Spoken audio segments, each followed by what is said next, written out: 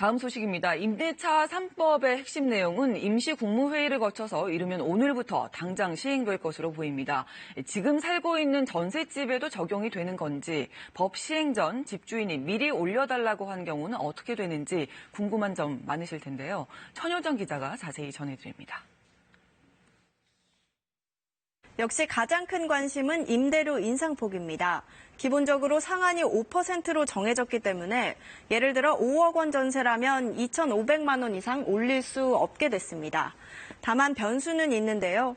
자치단체장이 5% 안쪽에서 상한을 다시 정할 수 있어 강남처럼 전세값이 요즘 급등하는 지역에선 더 낮은 기준이 적용될 수 있습니다. 하지만 기존 계약 연장이 아니라 새로 전세 계약을 할 때는 이 5% 규정이 적용되지 않습니다.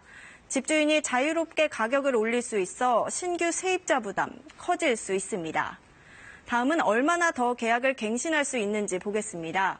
기본 원칙은 기존 계약 세입자라면 한 번 더 연장할 수 있다는 겁니다. 예를 들어 지금까지 4년을 살아온 세입자라도 2년 더 연장할 수 있다는 뜻입니다.